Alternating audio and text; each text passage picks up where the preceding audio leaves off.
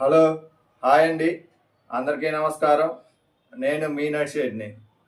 రైతు సోదరులారా, ఈ వీడియో మీకోసమే పెడుతున్నా.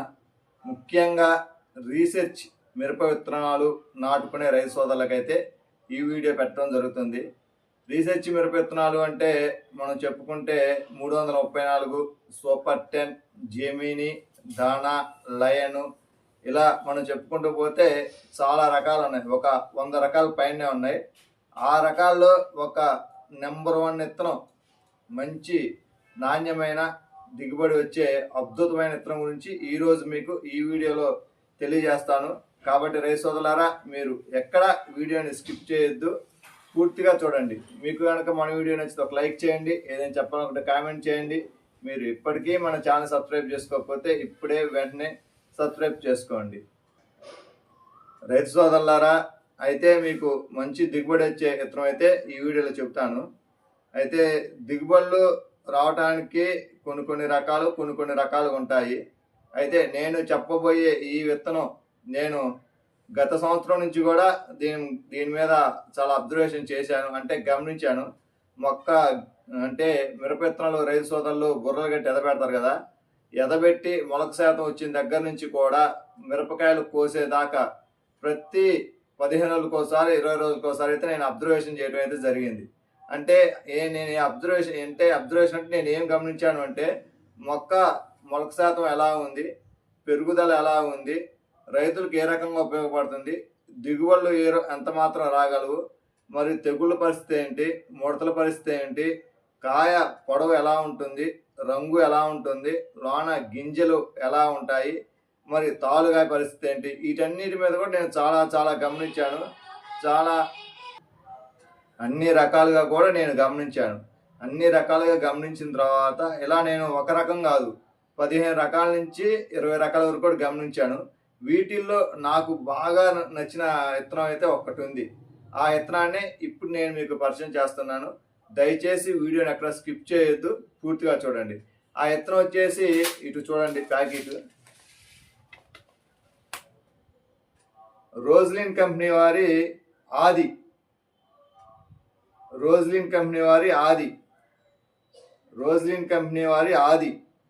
ఇది రీసెర్చ్ మిరప విత్తనం.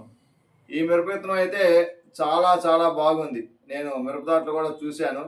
అయితే ఈ మిరపదాటిని జోగులాంబ, గద్వాల్ జిల్లా, మానపాడు మండలం, నారాయణపురం అనే గ్రామంలో పల్లి నరేంద్రారెడ్డి అనే రైతు అయితే వేయడం జరిగింది. ఆ రైతు చేలో రైతు ప్రదర్శన క్షేత్రం అయితే నిర్వహించబడింది. ఈ ఆది అనే మిరపదాటిని దగ్గరగా 2000 మంది రైతులకైతే చూపించడం జరిగింది. అయితే ఆ రోజు నేను కూడా చేనుకి వెళ్ళాను. చేను అయితే చాలా బాగుంది. ఈ ఆది మిరపదాటిని చూడటానికి నంద్యాల జిల్లా నుంచి కూడా రావడం జరిగింది. నాకు తెలిసి నంద్యాల నుంచి జోగులాంబ, గద్వాల్కి దగ్గరగా 120 కిలోమీటర్లు ఉంటుంది. 120 కిలోమీటర్ల నుంచి 500 మంది రైతులు, నంద్యాల జిల్లా రైతులు వచ్చి ఈ మిరపతోటను చూసిపోవడం అయితే జరిగింది. ఆ రోజు చూసిన రైతు సోదరులందరూ కూడా చాలా బాగుంది అని అయితే చెప్పడం జరిగింది. అయితే నేను ఈ ఆది మిరపతోటని ఫీల్డ్ అప్పుడే కాదు, ఆ రైతు మిరపకాయలు కోసిన తర్వాత మిరపకాయలు కోసే రోజు కూడా నేను వెళ్ళి ఆ రైతుతో మాట్లాడాను. ఎలా ఉంది మిరపతోట, కాయలు కోసేటప్పుడు రైతుతోటి, అలాగే ఆ కాయలు కోయటానికి వచ్చిన కూలోళ్ళతో కూడా నేను మాట్లాడటం జరిగింది. వాళ్ళతో మాట్లాడినప్పుడైతే ఆ కూలోళ్ళు ఏం చెప్పారంటే, కాయలు కోయటానికి కూడా చాలా అనుకూలంగా బాగున్నది, కోత కూడా బాగా తెగుతున్నది అనేసి అయితే చెప్పడం జరిగింది. అలా ఎందుకు అంటే, కాయ పొడవు కానీ లావు కానీ బాగున్నది, అందువల్ల కోత కూడా బాగా సాగుతున్నది అనేసి రైతు కూలీలు చెప్పడం జరిగింది.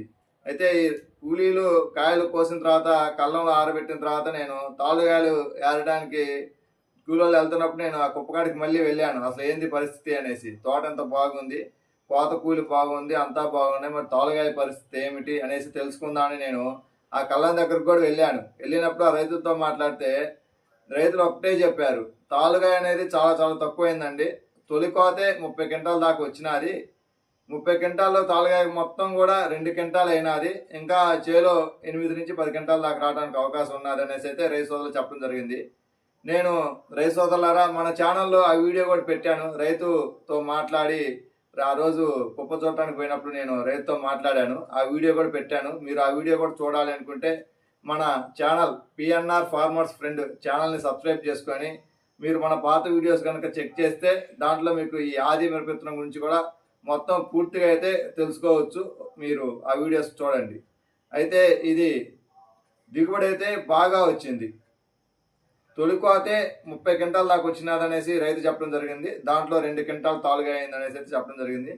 రెండో కోతకి 8 నుంచి 10 క్వింటాల దాకా అవుతుందని అనడం జరిగింది. ఇంకా రెండో కోత అప్పుడైతే మనం కనుక్కోలేదు. అప్పటికే రైతు ఫుల్ సాటిస్ఫాక్షన్ ఉన్నాడు. అసలు తొలి కోత 30 క్వింటాలు రావడం అంటే మామూలు విషయం కాదని. అయితే నాకు తెలిసి రైతు సోదరులారా, మీరు రీసెర్చ్ మిరప విత్తనం నాటుకోవాలి అనుకుంటే ఈ రోజ్లిన్ కంపెనీ వారి ఆది మిరప విత్తనాలు నాటుకోండి. నాటు రకాలు మీరు వేసుకోవాలి అనుకుంటే ఆది వేసుకోండి. ఇంకొక మాట చెబుతా రైతు సోదరులారా, వినండి.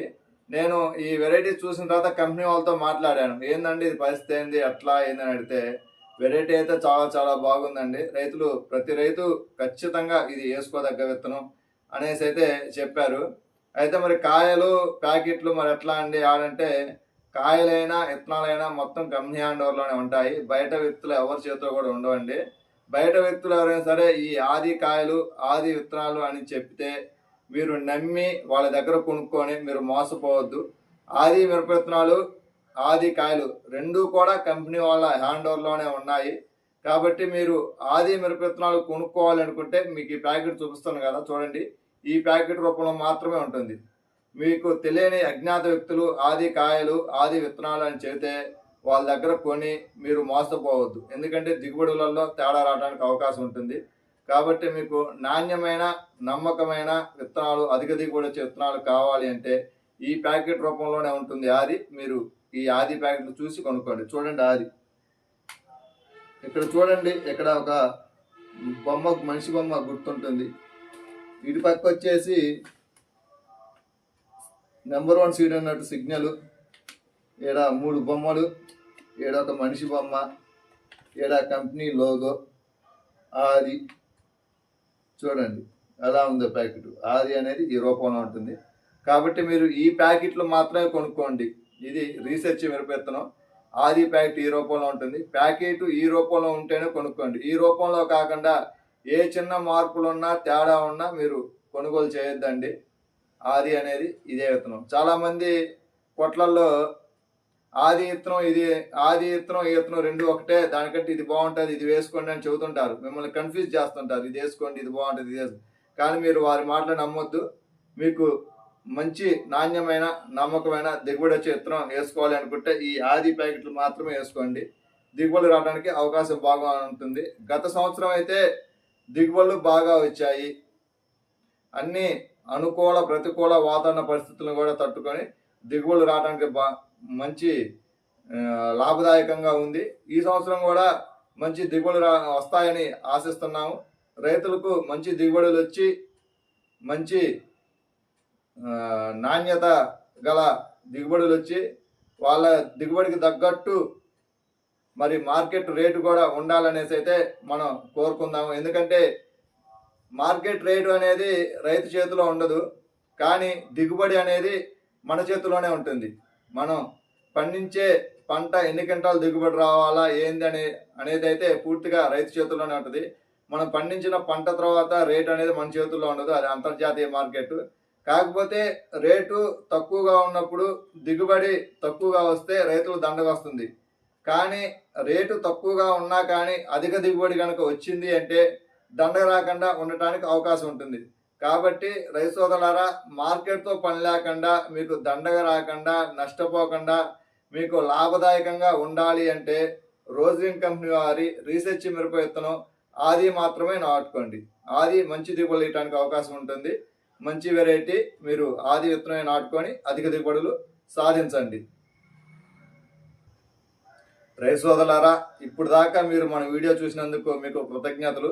మీకు కనుక మన వీడియో నచ్చితే ఒక లైక్ చేయండి. ఏదైనా చెప్పాలనుకుంటే కామెంట్ చేయండి. మీరు ఇప్పటికీ మన ఛానల్ని సబ్స్క్రైబ్ చేసుకోకపోతే ఇప్పుడే వెంటనే సబ్స్క్రైబ్ చేసుకోండి.